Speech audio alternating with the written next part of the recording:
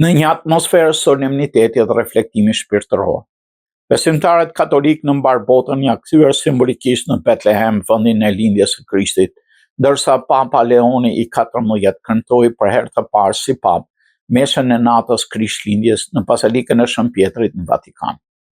Ceremonia u mbajt në St. Peter's Basilica e mbushur me mira besimtarë nga vendet ndryshme të botës, si dhe me përfaqësues të kishës, diplomacisë dhe jetës publike ndërkombëtare.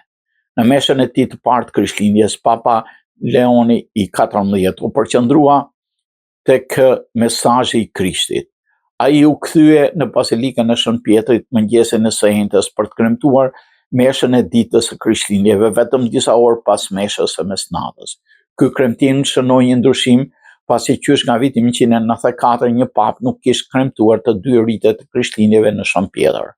Pasturit të tij në shesh, ku të pranishëm ishin mijëra besimtarë, Papa u shfaq nga losha qendrore e Bazilikës së Vatikanit për të dhënë bekimin Urbi et Orbi.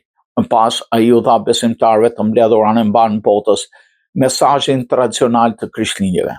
Ati i shenjtë u përqendruar në nevojën për të përkushtuar ndaj lehtësimit të vuajtjeve njerëzore duke përmendur gazën, refugjatët dhe konfliktet në botë.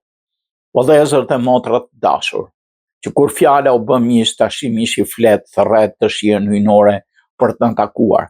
Fjala ka ngritur tendën e saj të brisht midis nesh, dhe si mund të mos mendojmë për tendat në Gazat, ekspozuara për javë të tëra ndaj shiut, erëse të ftohtit, dhe ata kaq shumë refugjatë e persona që vendosur në çdo kontinent ose përstarimet e improvizuara të mira njerëzve të pastre brenda qyteteve tona, tha Papa.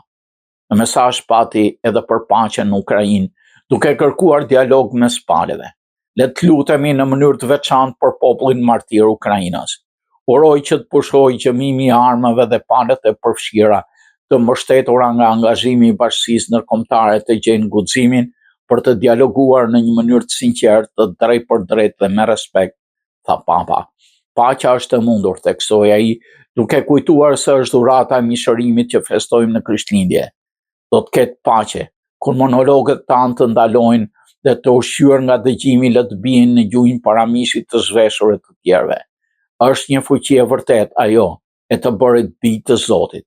Një fuqi që mbetet e varrosur për sa kohë që jemi të shkëputur nga të qarat e fëmijëve dhe brisësia të moshuarve, nga heshtja e pafuqishme e viktimave dhe melankolia e dorëzuar atyre që bëjnë të keqen që nuk e kanë ndërmend, shtoi Papa.